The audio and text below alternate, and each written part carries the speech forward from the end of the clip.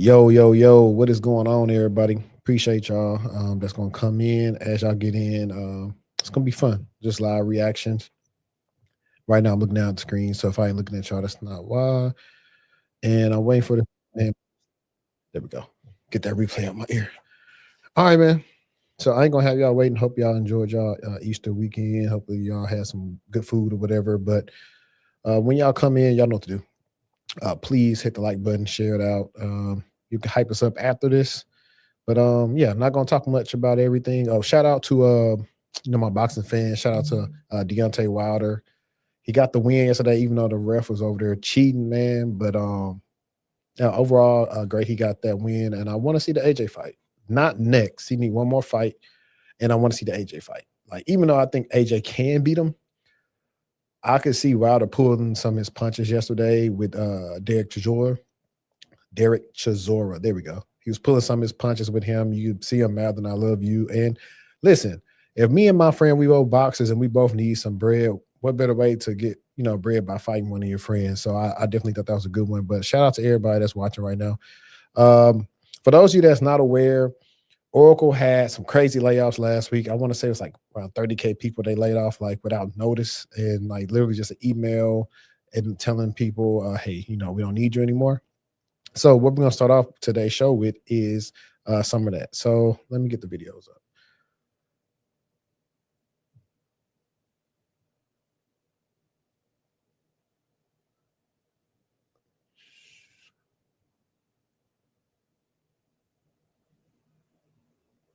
Here we go. Here's number one. Got laid off this week via an email. Let's talk about it. My name's Kendall Levin. I'm 27. I live in Austin, Texas. And for the last couple of years, I was making $250,000 a year at the largest software company in the world as a software sales manager. On Tuesday at 6 a.m., me, alongside 29,999 other people, got an email from an anonymous alias within the company stating that due to a restructure, All right, I'm going to pause it. Let's see what this thing said, because she's showing it. Immediate action required. Important information regarding your employment. We are sharing some difficult news regarding your position. After careful consideration of Oracle's current business needs, we have made the decision to eliminate your role as part of a broader organizational change. As a result, today is your last working day. We agree. That is crazy, bro. That is crazy. Like, to sit in that, like, I know they did it from email. That's probably like a do not reply. It's not going to be monitored, because that's going to be like immediately 30,000 people are going to be emailing back or whenever they see it, because this happened on various different time zones. But yeah, that is crazy. Let's keep on hearing what she got to say. Positions were no longer needed and that our employment was terminated immediately. Opened up my computer and sure enough, I was locked out. So it's been a lot to process, but I'm kind of excited. I'm not bitter. I completely understand it from a business standpoint. It sucks, obviously, for me personally, but at the same time, it makes sense. And I support where the company's going. And so with that, sometimes sacrifices are needed. And unfortunately, this time I was that sacrifice. So trying to figure out life. I haven't focused on living in the last, 7 years. So my entire 20s, for the most part, have been consumed with work. Not to be dramatic, but my life literally revolved around this job to the point where Yeah, I'm glad she's saying it. So I like a lot of the stuff that she's saying. One, she was a high earner, making $250,000. Two, she says she supports where they're going. And if I'm not mistaken, and I could Google this, I believe Oracle owns TikTok. Let me see. Or somebody can tell me in the chat. Okay, yeah. So they bought TikTok. Let's see, what did they buy for how much? So they hold 15% stake. Let's see what that cost them. I'm trying to get my academics on. So, okay, that cost them $2.2 billion. Okay, so based on my viewpoint of TikTok right now and the creators that are talking about they're not getting the money that they used to get, I don't think TikTok is as profitable as it used to be when everybody was on there dancing and making these songs, because everybody was on there because they was trying to run the checkup. Two, from my experience of a person that's being laid off, the number one reason why a lot of layoffs come because, hey, one of the most expensive things that companies have is their payroll. So I don't know what everybody's making, but you do the math and you can average it out at like $100,000, or if you want to Google right now, if you're in a chat or something and figure out, what's the average employee's income at Oracle and do that by like 30,000 people, you can get a good number of like how much payroll they actually just shedded just by laying these people off. Now, also, I will know a lot of these roles will come available again, probably not as many. They may be getting paid the same or less. They will be trying to be implementing some type of AI, but I think the biggest thing is they're trying to make money back because, like I said, I don't think like TikTok has made that much money for them, and that's a lot of money to pay for that platform. Let's keep it rolling. Wake up in the morning, I was so excited to go in and see my team and see my friends because all of my friends are at work because I don't have time to do anything else after work. So literally all of my social interaction happened in this building for the last 5 years. It's all I've known. I come home, I go to dinners with people that I work with customers. That's my evening activity. I come home, I work a little bit more, and then I go to bed, and then I wake up and I do the same thing the next day. And now all of that is gone. I don't know what to do with my time anymore. I mean, it's really weird to not know how to live. I've lived in an awesome city for the last 7 years. I barely know it. I bought a house. I haven't even unpacked because I haven't had time. I'll show you my garage. Like, not even kidding. It's exactly where the movers left it. Do I even unpack? Like, am I going to be able to live in this house? How am I going to do it? How am I going to find another job? There's 30,000 other people that were laid off with me that are also looking for jobs. So what does that mean for me? I don't know. But I'll tell you what it means today. And that means that we're going to go live. I'm going to document my fun employment adventures because I don't got anything else to do. So I got. All right, so I'm let me go solo real quick. Also, she was making a lot of money. They're getting their money's worth out of her. And I think I've been saying that for the like last couple of years now of like, hey, the days of not doing it at these jobs is over. And most people who are high earners are doing a lot to get that check. And there's been a misconception that happened in the pandemic that a lot of people weren't really doing any work and they was getting paid a lot of money. And, that can be, further away from the truth. But I don't think everybody will be as optimistic as her because number one, 27, and what I believe out of just viewing her video is that she's single and maybe childless. So it's just her. So it's much different when you don't have any kids and you are laid off versus if you have a family. And most people, like, there's a good rule of thumb to have a emergency fund, but most people do not because they're really trying to catch up. They've been trying to catch up since they went to school and they got their first jobs. So a lot of people don't have that. So now you're just figuring out what you're going to do. The market is different. You have hiring managers and not knowing what's going on, not knowing who they want to hire and how do I, or a lot of people want to hire you, but one person, didn't say yes. And that's the thing I don't like. Let's talk about that really quick. This is segueing into all these people that's going to be looking for jobs. Why is it that if you got interviewed by, let's say 5 people, 4 people said yes, 1 said no. Why does that 1 no trump 4 yeses? It needs to be, hey, if we got a majority decision to hire me, I believe that's what needs to be changed when it comes to interviewing because it don't make no sense, man. 1 person didn't tell me yes. So they could probably get somebody that they like in and they probably do not do as good a job as I would have did just because you wanted to get them in. That stuff happens, man. You would kill it. And you're like, bro, I know I did good. What's going on here? Oh, 1 person that say yes. What's the feedback? So that just sucks. Now, I do have a client where they went through, what did they say, for like 5, 6 rounds for a job. I'm not going to say the company name, but it's paying some good money. And they liked her so much that they literally told her during the interview process, like, yo, we like you so much. It's you and this other candidate. Like, we're going to try to get another rec open up just because, where their weaknesses are, you shine there. Where your weaknesses are, they shine here. So it'll be like literally the same job around the same pay. So we're going to go to HR. We're trying to get this rec up open ASAP because we really want both of you. Now, that's an ideal scenario. Does that always happen? No, it does not. Let's see. We had some other stuff that came from the Oracle stuff too, because I want to hear many different perspectives. And listen, if you happen to be working at Oracle and you in the chat right now, go ahead and follow through. But here's like the HR's take on HR for over 20 years. And what I find very interesting is that companies like Oracle or Meta, companies that during the 2000s and the 2010s really spent a lot of money crafting this amazing employer brand value, like how amazing their corporate culture was. Now you're seeing those same companies lay off 20, 30,000 people. Do you guys realize how many people 30,000 people is? Like, that's a town of people. That's a whole infrastructure. It's like whole communities. And they're just letting them go to fund the next exciting project, the next shiny object, to appease stakeholders, shareholders that, hey, look at our margins, we're doing great. Nobody is sitting there and quantifying how much money they spent, how much time they spent into crafting this image of their brand to attract all these talented people they have on staff, and how all of that effort, all of that time, all that money has just gone to waste right now.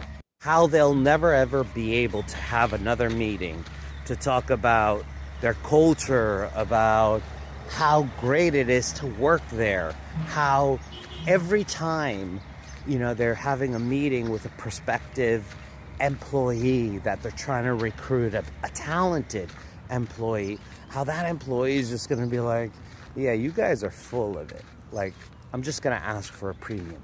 They don't sit and quantify it because they're trying to focus on this short-term headline that will help drive shareholder value in the I had to stop right there because he's definitely on point. It's all about ones and zeros and numbers with the company that most companies, now the very good companies that really care about you, would possibly not do it like this. But granted, if you laying off 30,000 people at one time, you probably haven't got time to do a lot of meetings with everybody. You just got to do it that way. Now, I believe like your brand is all you have as a company. And I believe that now, what does that say for the people who are still there? Are they going to continue to do great work, or are they going to do like most people say, man, shoot, today could be my last day too, so I'm going to just do whatever. I think that's the part too when companies don't think about the blowback of what can happen from this, or people. Like I said, I have a tweet right here that once he's done that I saw on X. I do not know if this is legitimate or not. However, just reading it, we can probably get an idea of what those severance packages look like. short term, and they don't really care about the big picture, how much this is actually going to cost them later on. They don't care. And the thing is, the job market is what it is. It's not great, but it changes, it evolves. Things change quickly when they do. So people that have those big brands on their resume, they're the first ones to go. It's easier for someone at those big companies to pivot than the smaller companies. Those big companies that you spent decades building that brand, they're the first ones to go. And they will go when the job market changes. So let's wait and see. I mean, he definitely got a point there. I'll also add, though, sometimes a lot of people was at a company a long time, getting paid a lot of money and weren't valuable anymore. And so it's like, yeah, we're going to get them out of here. Two, we've seen so many companies figure out a way to finesse your review to justify laying you off. Whole time you probably were just up for a promotion or something, and they say, oh, well, we're giving you the axe. Just keep your head on the swivel and try to do what you can, live below your means, hustle anyway. There's a guy, Life at the Layoff, and he was talking about how he sees the new wave of companies hiring is going to be like a lot of fractional employees, where you're going to be pretty much representing yourself as your own company and working for yourself and charging, more money. So with that being said, get out my girl Justice for that. For techpreneurs, she's definitely been doing her big one with showing people how to do the C2C work, like the right way, not just the job stack and stuff, but actually like the right way to structure yourself as a company and like continue to make income, and how to build out that network of getting contracts and stuff like that. Let me see, where is that tweet? So this guy says, my friend got laid off from Oracle. He called me in the morning laughing. I was confused. Me, bro, what happened? Him, I just got laid off. I didn't know what to say. Then he calmly added, I would get 4 months salary for free. I'll take a short break of 1 or 2 months, then go all in and land something better in the next 2 months. That stuck with me. Same situation, different mindset. Some panic, some plan. Now, what I would say to that is that's optimism too, but it's not guaranteed that he is going to land something better in 2 months just because even if you worked at Oracle, like, so, what does your skill set represent right now in the market? So that's kind of what his thing is going to be. Because I know like a lot of people have some good deals and good stock options and a lot of stuff at Oracle. But like you can find better, but it might be for temporary, but we shall see. But that is a good way to look at it. I think a lot of people like 4 to 6 months, I think is great severance. Anything less than 4 to 6 months is not, not fair because of the job market, because of you could be in the last rounds of an interview and they got to pause it because the budget has been put on hold. It's a whole bunch of stuff that's out of your control that the employer should understand when they lay people off. Like, hey, you don't have to pay them for 12 months, just pay them for 6. You're still going to save money. Like, do that. And I was just in YouTube and I was looking at the likes, man, and look. Bruh, man, what's up, man? Bruh, man, need love too.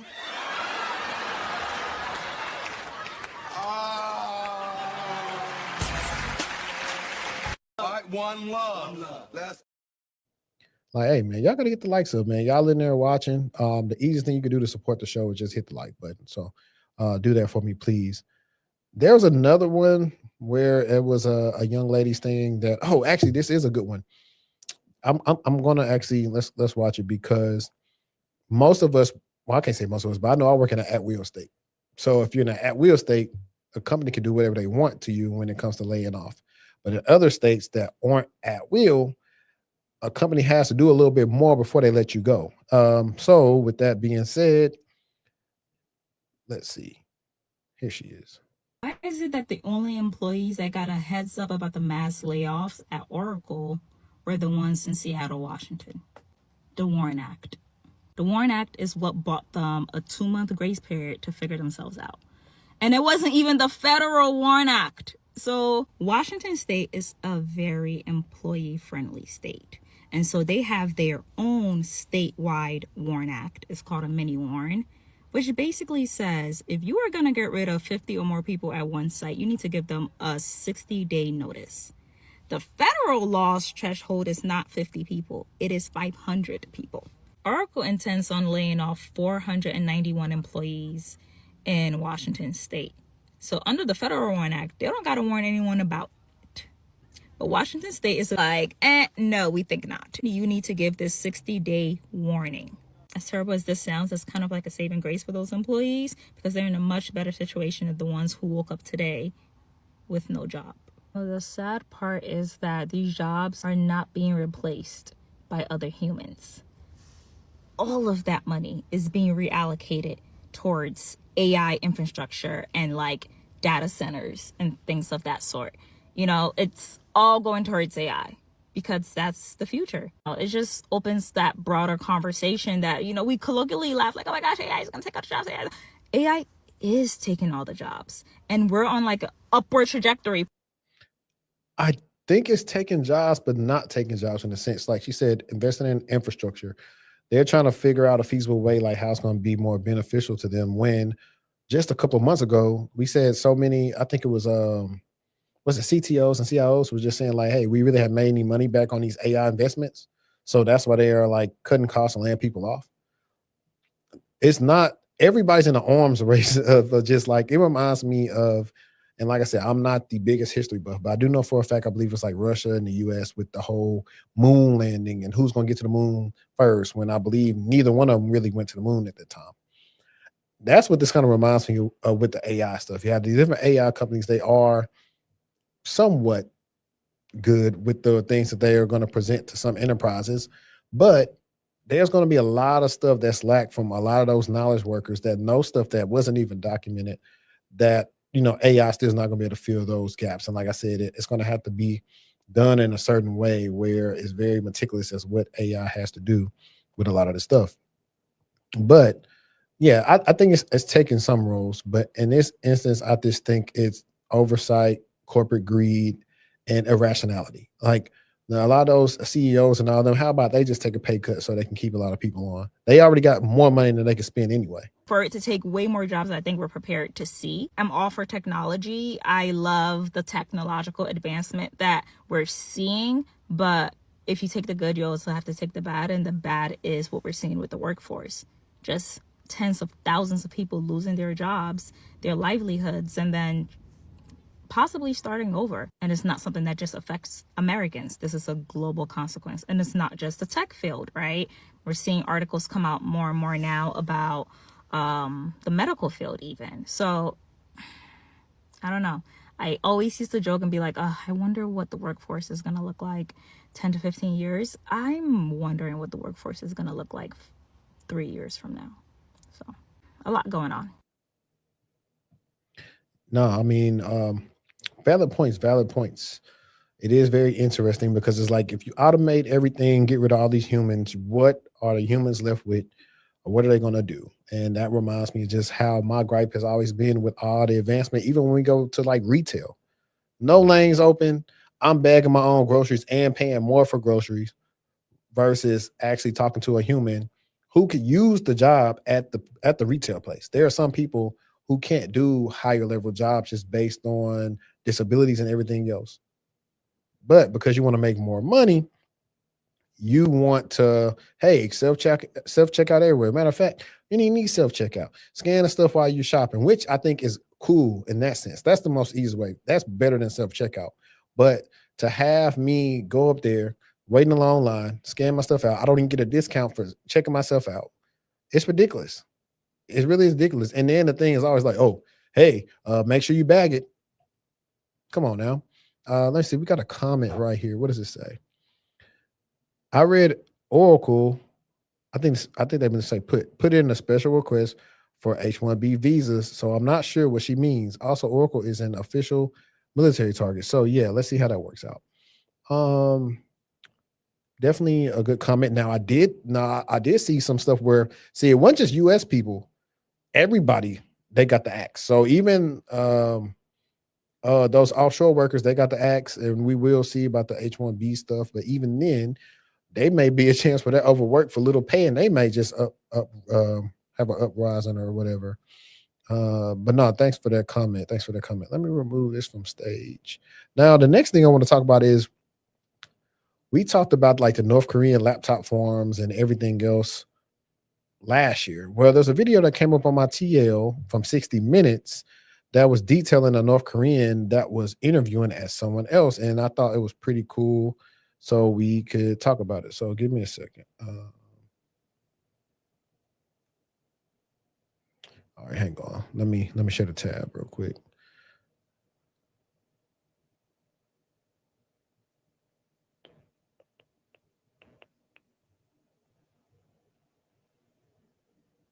All right, let me double check if I'm on the screen. Perfect.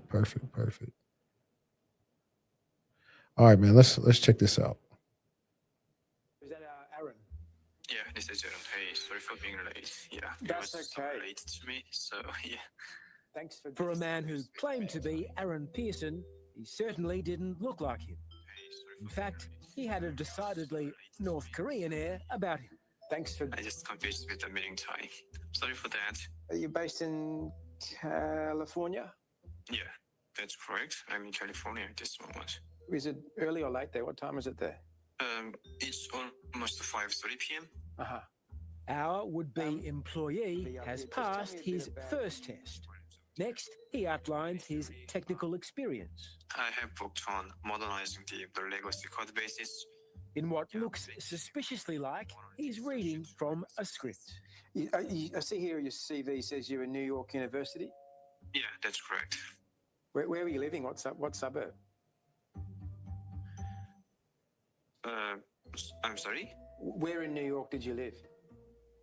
I'm in west coast of the New York. I mean west part of the New York area. What becomes clear? That's crazy. I ain't gonna lie, man. I'll just say I stayed in the dorm, but let's keep it rocking. Is that fake Aaron is giving it his best shot, even if convincing answers are sometimes out of reach. In person, can you make an in-person induction? We can do it. We can do it at our office in the US or the office in Australia.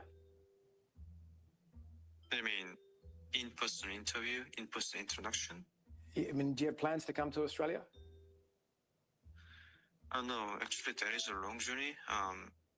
That's okay. Not near, A actually. long journey. Aaron, we have found sometimes that we have some people from North Korea coming in to our company. What are your views on North Korea?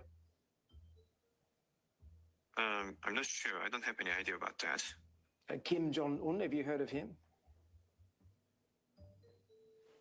No, I don't know. He's a leader of North Korea. Do you know Kim Jong-un? I have no idea. We have in Australia sanctions. It means we cannot deal with anyone from North Korea. Are you comfortable with that? Hey, such questions are being asked at this interview. Can I tell you, Aaron, because I have a photo of Aaron Pearson. It's a different. You look. The photo I have is of a black Sorry, American. I'm not interested anymore. Bye. Nice. So he rage So quit. Melissa, this Aaron has just scurried off. Who is that really likely to be? This is one of the personas that we've been tracking associated with Aaron Pearson. Our colleagues back in the States have been following these guys for a few years. It's under investigation right now. These names have been turned over to law enforcement, but it is an IT worker from North Korea. Also going by the names David Rose and David Ye, fake Aaron is well known to DTEC. He's a prolific interviewee whose primary mission, it seems, is to sit interviews and snare jobs. His performance wasn't great, but nor was it terrible. What does that tell us? You know, he's probably had 10 other interviews today. So this is just part of the standard operating procedure for these guys. They take as many interviews as they can get. They get jobs. They probably have their own version of KPIs. This is, you know, a criminal syndicate, basically. Interesting. I don't know, man. What's funny is I was just talking about in the last episode how I had an interview where they thought I was like on my phone or whatever. So I really don't think that person would have passed interview anyway, because like, hey, you're not looking up at the camera. But who's that? Marcus McGee. Hey, shout out to you, man. The weather is actually pretty decent today. It's not hot. It was a little windy and cool this morning, but it's not too bad. It's not too bad. But no, I just thought that was weird. And I know it was another one. I want to find it, man, but it was about the deep fakes. So the other step of that is, you know, the person makes a deep fake. Listen, I'm not gonna read it out, but I will say that some of the residents, they are going in on about the H1Bs out here in Frisco. Like, it's a whole podcast dedicated to exposing the H1B fiascos and all these businesses registered at like one house and all this money and these different things that they're getting. Like, the residents in Frisco are tired of it. But if you want me to be honest, it's only because they feel like they're becoming the minority, and black people kind of like, oh, you see how we feel. So, I mean, it is what it is. It was cool as long as it was us. But now, when you feel like, I'll put it to y'all this way, y'all. Back home in Shreveport, like, you would either have like sometimes like Dollar Mania is not ran by like black people or whatever. That's just a hair, clothes, whatever you want to get from there. And then at like some like the corner stores, you know, they're ran by like Arabians or whatever, Iranians or no, all right, Arabs. So take that and put it here, where like every little kind of blocks you have like a lot of like Indian spots or whatever. Like, they come in and they like make a lot of different places to go shop and eat at. Like, it's not like in Carrollton, they got like the Asian spot. It's like one big spot, but like it's just there. In Frisco, it's like that, like probably like every couple spots of new development, you're gonna start seeing that. So they mad at that, but oh well, hey, ain't my problem. Now here's some drama. Here's some drama, man. Tech beef. Let me see. I think so. The first start is it started with this.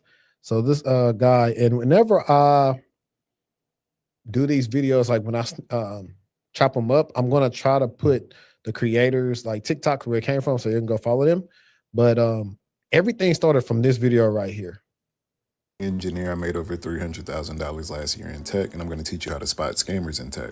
So if you go to their page and you filter their top performing posts, and the top 6 to 9 posts are nothing but them LARPing, i.e. showing either where they live and or what they drive, and there's no tech content, that's a pretty high indicator. So you're going to find out that there's people on the app that actually know what they're talking about, and they're very technical, and they might LARP too. I like that content, and it makes sense. But the only reason why you know they're not scamming is because there's balance. Then you have people like me that pretty much provide free content, and they just teach people. Now, caveat, I do have a link in my bio for it. I gotta stop it a little bit because I'm trying to see, I guess, how does them just LARPing mean they're scamming? Because I don't think he ever put context of saying like, if they didn't post anything technical and they're trying to get you in a tech or whatever. So I think that is like the one thing I probably would push back on, like, okay, we don't see anything, but we see them living it up or whatever. That's fine. But you know, what makes them like a scammer per se? And then after we get through the video, I'm going to give you some more thoughts about this because I've been at this for like 6 years now. So I've seen them come and go. People to book calls with me, but that's just because I don't like calls and I get paid too much money to just do it for free. Also, I really just tell people to watch my videos because it's more than enough knowledge. But then you got the last group, the actual scammers.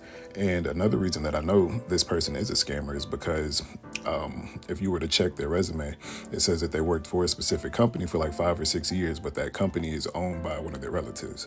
So they have about 1 year in identity and access management, and now they're getting on TikTok and they're talking about other people that actually work in tech, like myself. I've worked in as a security analyst, I've worked in network security, penetration tester, a cloud security architect, and now I work in AI.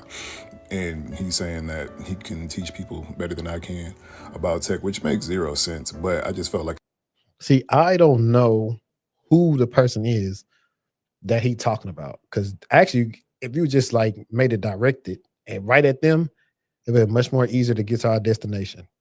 got to address it because I saw he made a second video about me today. So yeah, also I'm gonna post a picture of his page too. So yeah. All right. So now before I play his next video, let me solo real quick. My idea of a tech scammer is a person who it's a lot of different archetypes, right? There are the people, as one part of this is a person who literally probably is not in tech at all, and they are scaring people like they work in tech and like not getting any results, but making a lot of content around it like they know what they're talking about and getting people's money. I think that's the biggest form of a scammer in my eyes. Then you have the next type of scammer where just whatever they say coming out of their mouth is so unrealistic, where like I remember it used to be getting cybersecurity in like 6 months to it started going to like 45 days and working remote doing GRC. That by itself is just ridiculous. And I call scam on stuff like this too, because if you go to their website and the testimonials do not seem genuine, they seem as if a person is reading off a script. I call those scammers because, hey, your intentions are, disingenuous. Now, the person could say, hey, I didn't tell these people, I didn't make them do it. They like what I said and they chose to do it. So I can see that standpoint too. However, just being disingenuous and knowing for a fact you BSing and you're gonna say whatever to get the sale, to me is scammerish. It's similar to how somebody gives you the okie doke when it comes to network marketing. Y'all know how I feel about network marketing. Lucky Lawrence. Yes, this will be available for replay. As soon as it's done, I don't know how it will be on X, but on YouTube, you can see it on there. And all my people that's watching on X, shout out to y'all. If y'all could come on YouTube and just hit the like button, that's all I'm asking for you to do. That definitely will help out the analytics in the end for the replay. We really trying to run this thing up with this independent media. And for whatever reason, YouTube don't show me the love it used to show me like 2-3 years ago. And so now I'm just trying to brute force my way to hitting the numbers and stuff that we used to, because the content's improved, the environment's improved, everything's improved. So we want to get better. What is going on with this thing? Let's see. Hang on. Let's turn this on. There we go. Now, another one is not scammer, but it's giving low integrity is maybe you get in tech, maybe you're not, maybe you make content, and then you peddle any and every affiliate to your following just because you're going to get a kickback from it. Like I said, I have affiliate things I work on, but I typically try to look at whose things I'm endorsing before I endorse them. And then when I find out some I don't like, I stop endorsing them. Like, for example, I used to endorse one of those GRC courses because at first I thought it was cool. I thought it was legit or whatever. But then, like, one of the things I try to do if I'm going to affiliate for something, I try to say, hey, who do y'all have that I can talk to that went through your program? We can do a live stream and all that kind of stuff. I couldn't find a lot of people. I couldn't find a lot of information on it. So I would then I would start looking at the price. See, sometimes I never knew what the price of stuff was. And I just it don't really sit right for me to do this. Now, granted, for example, this specific program, everybody I signed up, I would have got like $500 for it, easily. So think about if I did the math, if I just kept on running ads on it, I could stand to make $5,000-$10,000 or more off doing this because people trust what I say. And because I care about y'all so much that, hey, sure, yeah, I could get paid. Did I, make you do it? No. But if I influence you to do it, then that's bad too. When I know, hey, you could have went a different option to get to that route. So I think a couple of videos with that, but if people notice, right after that, I took it down just because I wasn't vibing with it and I didn't really like it. Now, somebody left a comment in the chat about a person that I'm not going to say their name. I'm going to say a blank because I did used to have a relationship with this person. And so anything that happened with that whole ordeal, I typically talk to them behind the scenes about it. So I'm not going to be like that. I can let them do that to me if they felt the way about me, but I'm not going to do that to them. But they're pretty much talking about it. Pretty much they had a whole article written about this person's ex-company, but they were blocking folks, calling her out, and then rebranding and okay, so I will say this because I actually have a video coming up that Bees made on TikTok. I don't know why. I know why people hate her because she's successful and she has a blog channel and all this stuff. However, a lot of stuff that they put on her, because I went through this in a Facebook group one time, they'll say, oh, she was talking about cybersecurity and this and that, and she's really never really said you can get into cybersecurity really fast, or whatever. She might have made some videos about cyber, but not necessarily telling people about how to get into it because she never worked in it. She's always kind of had her certain methodology for people to get into GovTech on a certain way and how to get in. That's always been her stick. And so a lot of times people will come across content or snippets or something and out of context and then throw it on them. So I don't agree with that because like I said, then I just got sidetracked. But I also say too, I don't think, and the other part of this too that people don't like is they get mad at people who either start up a ed tech company where they're educating people, where they either have a program or a course. I don't think they're right. I think you can look at that person as a business owner. They put in a lot of money to do that. And if it's genuine, like I said, just look at the fruits, look what they talk about, look at the curriculum, what you're going to be taught. If it's like that, they shouldn't be bashed. They're a business owner. We don't say that about Hack the Box or Try Hack Me, or at one time when all these companies started, the plural sites, Coursera, all these people, they started off from scratch to doing nothing. People could have said, oh yeah, y'all scamming because y'all want to show people how to do it for free. No, I think they built the business, they put the work in, and they are proud of their product. Those people are not scamming. The people that are scamming is got some BS stuff they took from Chat GPT, threw it in an ebook, no testimonials, nothing, and they selling it to you like they are a subject matter expert. So that's how I feel on that. But the next part of the tech beef thing was, I guess, the guy that he was actually talking about.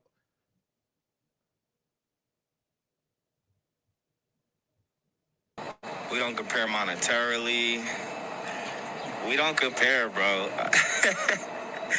It's okay. You can try to discredit me. I'm the only one out of us that has social proof. Thanks. I got to pause it right here. Like, why? In this instance, it can sound like hate, but I don't really care. Like, y'all got to stop getting in tech and then try to be an appearance of like rappers. And I'm talking about that specific aesthetic. I don't care. Like, you could be how your chains and everything is on, but like, stop. A lot of y'all not really like that. Like, stop doing that. You know what I'm saying? Stop setting a facade to the young boys of going out there looking like that, like you on the streets when you really on them keys on the keyboard. You know what I'm saying? So I really don't like that. But that's just a me thing. And I guess, you could say that I'm an old head now. I just made 34. But I like you, like you could be swagged out or whatever, but like stop trying to be like Shiesty and them. Like, be you. Don't be like Shiesty. Matter of fact, you see what Shiesty going through now. We'll see if he'll make it through it to live another day and make another FDO. But until then, hey. But I guess this is where the beef started from. Scams, you're right. We don't compare. I got 10 years experience. You got 1. You keep talking about social proof and how you got more money than me, but I make more money than you. You don't talk about that. The first video you see when you go on my page is my salary. It's true. That's the first video I saw on this TikTok. Talk about everything but that. Then you running these dumbass ads for your little program or your course. What are you doing? Talk about something of value. I've yet to see you create one video putting people on game in identity and access management, because that's all you do. Like, the most I've seen from you is a CCNA video, and you said something dumb like people in cybersecurity don't need it. Dumbest thing I've ever heard. That's where all of it started, because I said, oh, that's a dumb take. I was talking about your take. So if you had something to say, you should have talked about mine. But you want to make it personal? I don't mind. I got time. We could do this. But yeah, so I got more money than you. I put more people in tech than you. I've been getting money longer than you, dumbass. What are you talking about? He felt the last part. So I guess that's the beef. And then that's the other thing too. You got the young guys coming up, and then you got the people, the seasoned people who've been in 10, 12, 15 years, where it's this struggle. And I'm going to tell y'all this, the new people that are getting in, most of the time we were right. On X, so Black Tech Twitter is really not what it used to be during the pandemic. But most of us who were already in, by that time, when Black Tech Twitter came around, I had already, when I got on during the pandemic back in 2020, 2021, I had already been in the game, 6-7 years by that time. So a lot of us had already were veterans in our career. So it was like, I don't know about that. And we were telling people, but at that time they told us we was hating, we was gatekeeping, and just, the years went by or the months went by for us to be proven right. And none of us were saying it to say, I told you so. We were just trying to help people out from wasting money and worrying about stuff that didn't matter versus, hey, we do these jobs every day. We know what you need to do. Please listen to us. Now, I went to the Hinks guy, whatever his name is, because I went to his page because I wanted to see, I guess, what he was on. For the most part, it's just a lot of, I can see why the other guy feels like that. It was a lot of, I got into cybersecurity. I stay in the penthouse now. Kudos. Shout out to you. I think there's a place for that. Now, if you're using it for people to get in your course, is it wrong? It's not wrong if what you are doing is actually helping people get in. I think I did also see him. He had a bad take on Josh Madakor as well, where he was talking about don't listen to Josh because he hasn't worked in IM. But that was as a person, how I haven't worked in IM. However, I have did IM stuff when I did help desk years ago. And then I work with IM teams now when we collaborations on certain things. When it comes to identity access management, I do, whether it's for security incident or it's different things that we have to work on for implementations, conditional access, et cetera, et cetera. However, all Josh did was he got the data of like, I forgot how many jobs, the descriptions, so skills, certs, and everything else that it was stating that you should need. So he based it on facts based on job descriptions. It wasn't really opinion based for Josh. And the young man, I guess, took it a certain way. And it's just like, hey, there's enough room for like everybody to eat. Like, I don't know if he's too familiar with Josh's content. Just because you don't agree with it doesn't mean it was a bad take. Instead, you could have just reacted to it and say, well, I agree right here, but this is what I would do. But for the most part, it was very thorough. Like I said, I've helped people get into IM. Literally, people right now, if you are doing help desk, like I just talked to a guy who's doing help desk right now. He's trying to make like 80K. And I think they were trying to go from like help desk to like working in a SOC. And I was like, that's doable. But I looked at the resume. I was like, unless you're going sysadmin, a tier 3 route of like a support role, you're not probably about to make the 80K just because of what you're doing. But a lot of you people have been doing a lot of identity and access management. You just don't know how to dress it up, and you do not know how to talk to it. And then you don't have some of the certifications that you would need to at least get, a call back. So if that's you, I got the link in the description. You can book a call. I can give you a roadmap and we can talk about it. So this is a good comment. Shout out to my boy, DJ D Smooth. We go all the way back. Good character and content. Salute. Let's see. Saying not needing a CCNA when you are already in cyber is crazy work. Contrary to the hype, the network is still the last thing you ever want compromising your own company. That's true. That's true. That's why I would never tell somebody. I'll tell people don't get Network Plus only because I feel like CompTIA certs are too expensive. Unless somebody paying for it for you, I would much rather you get the CCNA. I always say like, hey, know some networking fundamentals. I was like, do you actually need it? No, but to say you don't need it, I would say it definitely can help you out because you'll stand out better than the newbies that's getting in. Especially, a lot of people who eventually want to get into the cloud, you definitely gonna need to learn networking. I think networking is vital.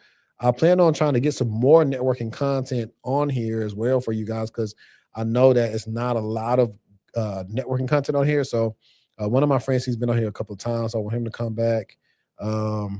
Could I get Lisa to come back on here or not? I don't know. Listen, if y'all want Certified Curls to come back and talk about networking, y'all need to put in the chat. Y'all need to say Certified Curls so I can show her like, hey, yo, they asking for you. They asked for you to come back. So if they all want to see that, put that in the chat for her.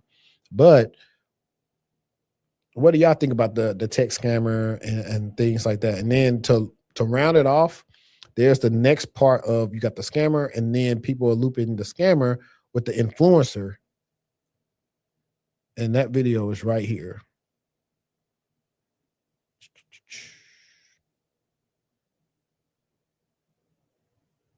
No, where is it? Here you go.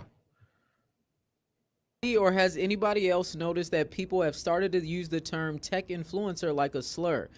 You might not notice it because, it might not be thrown your way, but I've started to see it. And it's funny because most of the people that they're saying it to are people that have been in their careers for at least 3 to 5 years. Some of us have been in our careers for over a decade, some multi-decade, and they're saying tech influencer as if we don't know what we're talking about. And I don't even consider myself a tech influencer. I am a tech professional with over 15 years of experience that makes content telling people how they can get into tech, how they can move up in their tech career. But overall, I'm not somebody who doesn't work in tech, who is trying to tell you what you could do to get into tech without even working in the field. I don't really care what people call me, but I just thought it was kind of funny. Something I've started to notice over time, but I don't know. It's getting a little weird. No, that's facts though. And that's what I was talking about earlier. If you're not in the field trying to tell somebody what to do, that is definitely, to me, like a influencer-ish thing. And that's the thing that's been going on for the last 5-6 years. I have an episode with my guy, Davin Jackson. Check him out. What is it? Alpha Esports. If I'm butchering it, my guy, sorry about that. But yeah, Davin Jackson, he started an esports company out there in the Atlanta area. And he got the background in pen testing. and red teaming. And we had an episode, it was like 4 years ago. Y'all can go find it through the Textual Talk playlist. Podcast playlist. And the thumbnail says, "Do not call me an influencer," because the influencers were saying stuff that didn't make sense to the people that was actually doing the work. And so that's why it's like, hey, don't route me in with them, because this is what I do. I'm not telling you to just do this because I don't know. I'm telling you this based on what I know. And so, like, also for me, at an end that I've been coaching people for the last 6 years, when I say something about a certification, it's really never from a personal place. It's more so from, hey, I've had consultations with people who can't answer simple scenario questions when we are talking about things if they want to work in the SOC.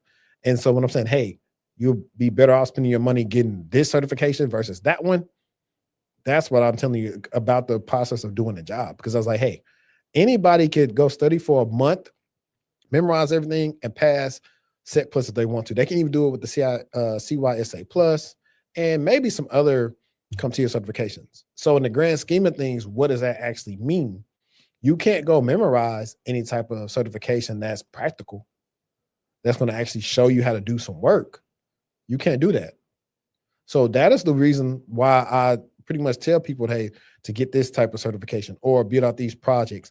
Also, when you're doing your projects, do not do your project just one time, because if I see it on your resume, and I ask you, because here's the thing that I see with the people that come out of Josh's Cyber Range. I've had a lot of calls with them, and most of their job description is the same. So when I get to the resume and I say, okay, hey, it said you implemented some controls here. What control did you implement? And they can't tell me. I'm like, okay, that's the whole issue. If you're just high leveling, hey, we did this and we implemented control, that's not going to be good enough, because there may be certain use cases that the company you're interviewing with faced that they want to know. Have you implemented control similar to what we've done in the past? And do you know what to do with it and how to make sure it's configured properly? And so that is why I'm big on, hey, do your projects over and over again. Try to write down the details. Try to go deeper than what you did the first time or whatever. That's where the benefit of having a person to go talk to, whether it's not even got to be me, it could be anybody that's been in the field, that know what they're talking about, they was working in GRC for like last 5-10 years. And you ask them, hey, like my guy, Tech Walk over there, and they're doing that stuff with the RMF and everything else. Like, how do these controls be implemented and how do we test them? And you get a real answer from somebody and they show you versus just a lot of theoretical, high-level jibber-jabber. You're going to do better on your interview. So too many people, and I think that's the one thing, it's not a hot take, but I will say a lot of people are doing like the same type of ways to get in, to where now y'all resumes are starting to look the same and y'all do not know how to differentiate yourself from the next applicant. And that's why it may take you to get with a coach or somebody that has experience to help you.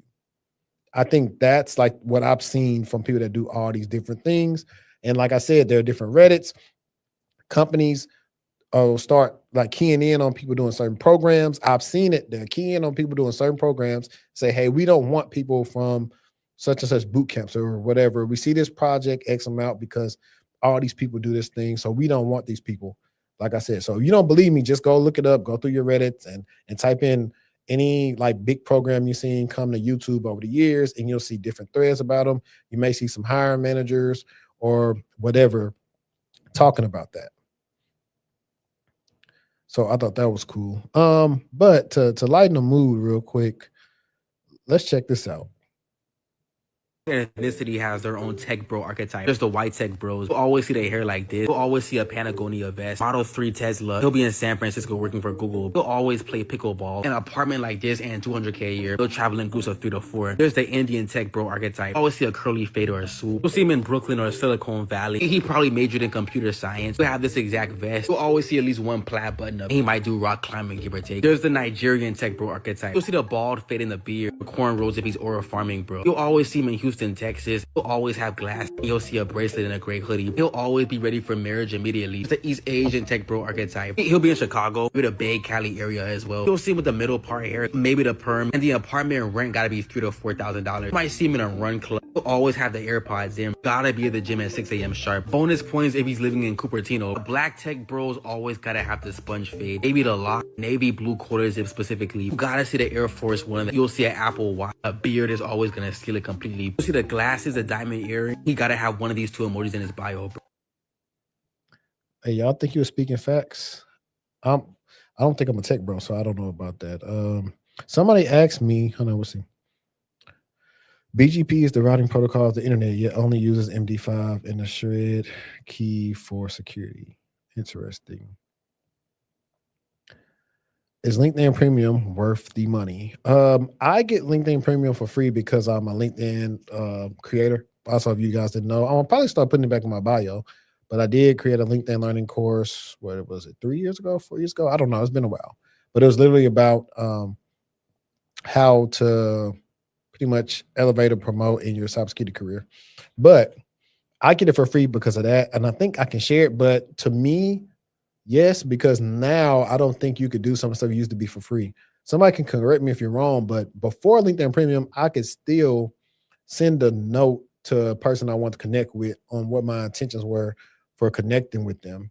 And I think you can only do that on Premium now. I could be wrong, but I haven't not had Premium in so long that I don't know the difference. I guess I can ask my clients as well. But I know a lot of times too, on some job postings, I can go to them if somebody sent it to me and it'll tell me who the hiring manager or the recruiter is for the role. So a lot of times I screenshot that and I send it to my clients and tell them, yo, use the scripts and reach out to this person.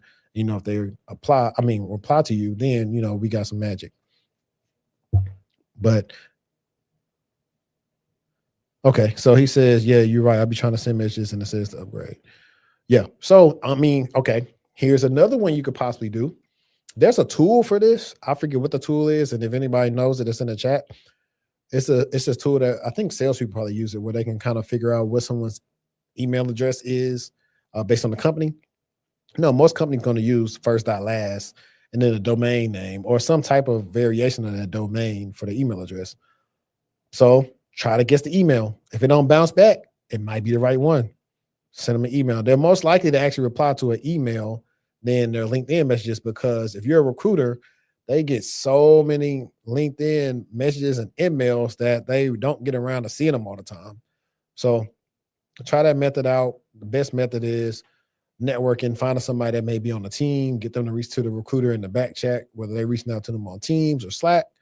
That's the way that I would advocate for people to get an interview. What's going on, Farron? No, you didn't really miss much. We just talked about Oracle layoffs. We talked about tech beef. We talked about a lot of stuff. And I thought this was cool because I don't get a chance to, like, this is the kind of stuff I want to show when we do the pod. But a lot of times, like on TechCrunch and Bleep Computer, sometimes they got videos, they don't. But I thought this was a great video that I came across and I want to show.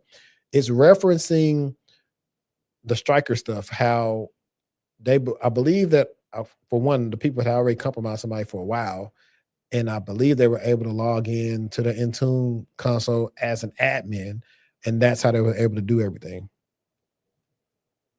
In the sense of admin accounts inside of there, most people should not be logging into Intune with an admin account. You should at most, in most cases and day-to-day, have admin view-only privileges. And then what you should be doing is, let's say they do have to do something in an administrator fashion. They should have to open up their specific admin account. So what I mean by that is, generally a lot of companies that have administrative permissions have a whole separate browser they have to open up. Like, you'll open up your browser in incognito mode, have a whole other session, and you're logged into like,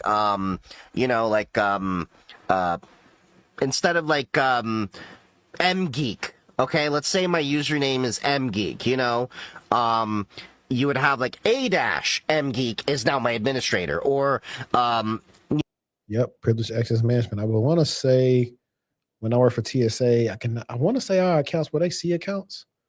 I can't remember, but we had regular accounts, and then we couldn't, like, if we want to install something or update anything on a used computer, we had to use an admin account to do that. We couldn't use our regular account to do that.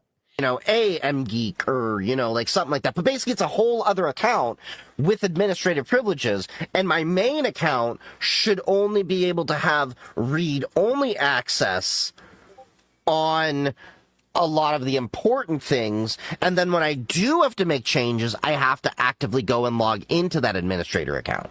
Now, I don't know the specifics about Stryker, but this is, an unfortunate gap in a lot of different companies. Now, in the sense of... Yeah, he's right. Also, we got previous access management. I already mentioned that. Two, what people do is if they have the regular account and then they have an admin account, they make the passwords the same. And that is one thing that you cannot do. you can't do that. So in a hypothetical situation, let's say they did breach Stryker and they had admin accounts, they probably had the same passwords. Another thing that people do is they have their passwords in clear text, sharing them amongst each other. And I was talking to my homie. He was telling me that he saw people doing that in his org. He was like, "Hey man, y'all can't do that. That's bad practice. Like, you're not supposed to be having any type of passwords in clear text because of, hey, if it's a breach, people get to looking for different things. What's this password to? No, it should not be in the clear text. And if you want to share it, use a password manager and share it that way. Use one that the company that you got to get somebody to download from IT and share it that way. Don't try to just have stuff in clear text and be sharing it out.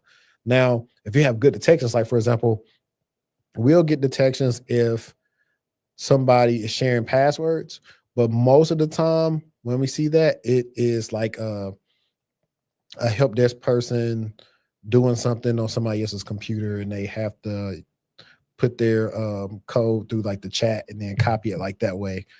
It'll be stuff like that. But most of the time we don't really see activity like that. And then that led me into something else.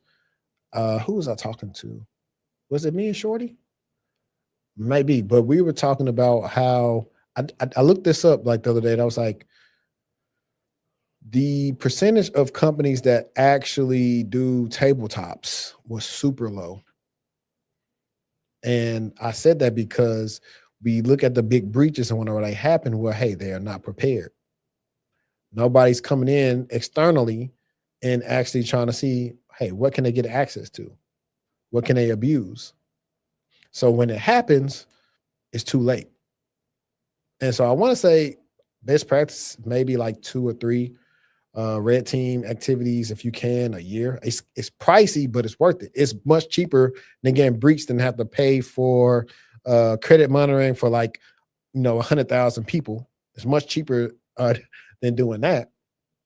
But if you did want to do credit monitoring and you want to monitor your credit, matter of fact, hang on, this is you need right here. This is what I use. Today's video is sponsored by Aura. Aura monitors your personal data, including your social security number, across billions of data points like the dark web and public court records to detect and alert you to potential identity theft. They give you up to $5 million in identity theft insurance should the worst case scenario happen.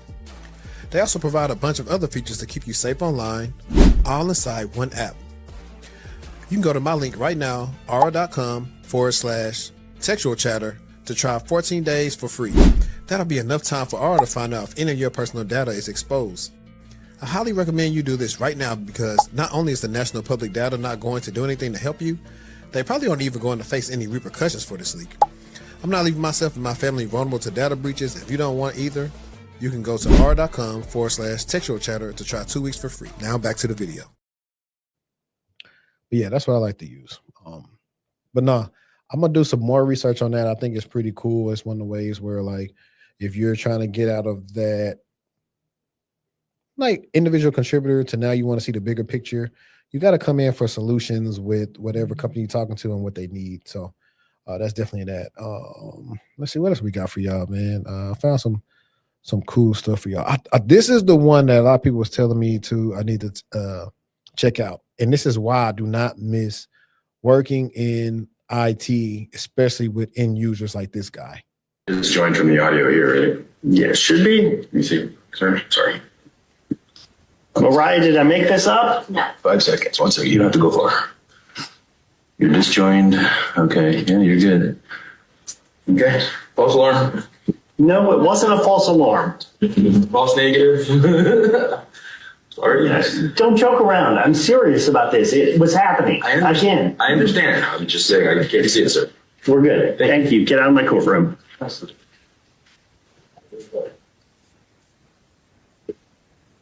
Find his supervisor. Jesus Christ. Sick and tired of this bullshit today. All right, so judging from that, Buddy was already having a rough day. However, I'm gonna try to talk about this in the middle because a lot of times doing help desk, it's some BS like that where stuff is working right, they just tripping, and it's a what they call it, ID10 T error. I think that's what it is. I think that's it, ID10T. I think that's what type of error it is. However, the judge was doing the most, and if I'm reading him correctly, he don't like to be made a fool of. He perceived the guy of making him look bad by saying, "Oh, false alarm," but the guy was pretty much using typical terminology he just would use if it maybe like a regular call or something. But this happened to be in front of people, so I guess the judge felt the way. So sometimes you got to read the room and say, "All right, cool. Thank you. I'm gone," versus like adding any extra because of people like that. Now, what I also saw from the guy is he was actually nervous as well. He was trying to joke his way out of a nervous situation because he didn't really mean any harm by what he said. So sometimes just be clear cut with these guys, especially those type of judges. I don't know what happened to him for him to try to get him fired or did get him fired just because of he didn't like that and want to talk to his supervisor. Like, I want to do he know, hey, we got you on video that, hey, the guy didn't do anything wrong. Like, you could have been a good sport about it versus doing it. And I think I saw another video of him later where he was mad at the counselor and wanted them to get out. So overall, Buddy was just on one. Them dudes be going to work and found out their wife got a new young boy toy and all this other stuff, and they be having issues. And so they bringing their issues to work, taking them out on you, and it's not your fault. It reminds me of when I was getting ready to quit from working at help desk. I'm on the phone with an end user. They're trying to tell me what I'm giving them for that password. They tell me that's not the password. And, let me hit the J code. Mind you, boom, boom, boom. I just reset it. And I'm telling you, that is not your password. This is your password. And that help desk job, you was not supposed to hang up on people. So I was like, okay. And I hung up on her because I'm like, what they gonna do? Fire me? I'm already gone. That is the hard part of working with end users. Or, hey, I'm at home and I can't view my emails. Well, are you on the internet? I don't know. Who's your internet provider? Comcast. Call them. It's a lot of stuff where it's not our fault and they want to get mad at us like we can control everything just because you believe we should be able to fix any and everything with your computer when the whole time it's you. Whole time is them. Like the crazy thing is, and somebody just said a good comment about older people in technology. Let's see, older people in technology piss me off, especially if they have higher education. They think they be knowing stuff, too much that you don't know. Exactly. Now, I like the humble old people, not to humble them. I like the humble older people because they know they don't know. Like your best thing to know in life is you know what you don't know. So with that being said, I don't know, man. I'm just lost for words. That's like probably the craziest thing that ever happened. Like, and he's lucky that I guess he was a judge. I wonder how this would have went if nobody knew he was a judge and just a regular day where he's doing something with them, because I just think he was totally out of line for doing like that, embarrassing that man. And if they did get fired, I'm going to get whatever county or whatever he was working for. Yeah, they finna pay me.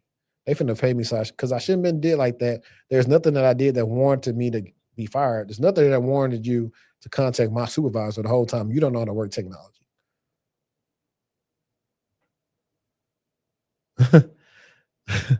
I swear I probably don't have to deal with those type of people. Yeah, man. It's a mess. But it depends on the right day. You could possibly get the right one. On on the right day, you can get the right one. And yeah, I think it's a little tricky when you're dealing with judges and people of power, just because of like, let me see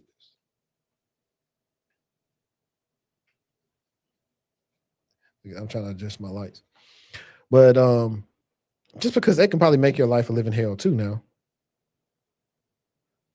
Let me try to adjust this real quick. Yo, but if you also got some questions in the chat, like please ask. Like if you got any questions, please ask. Let's see. And there was another one.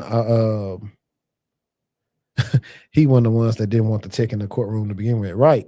And honestly, I don't even know what he really was fixing for him. You know what else I thought about? You have the people in the courtroom, I want to say do the minutes and they type up everything that's going on in court.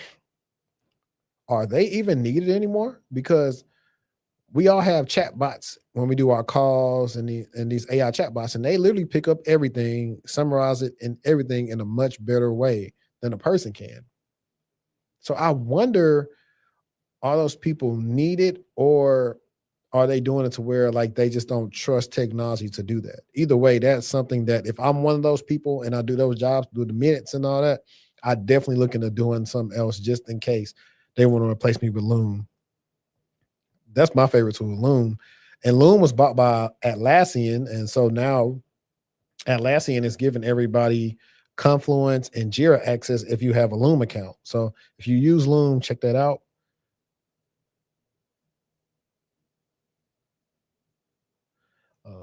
I think we got like two more. It was like, if you found an issue with your boss and why they won't be fired.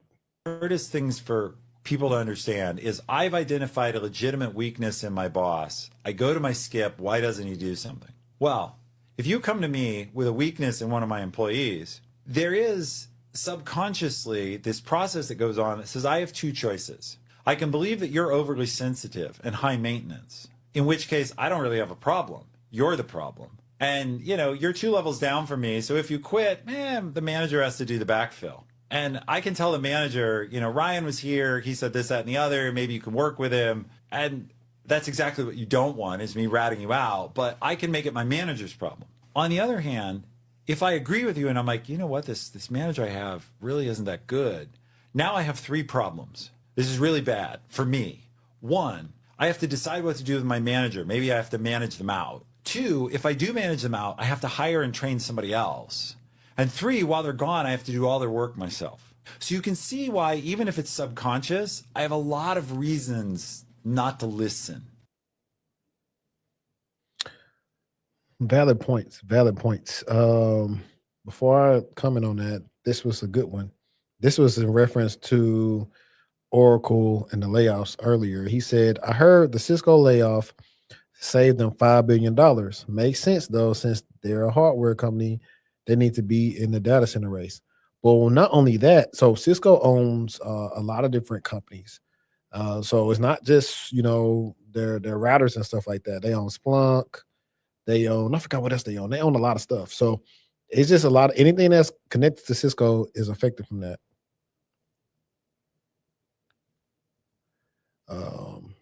Okay, they're talking about those people that do the minutes.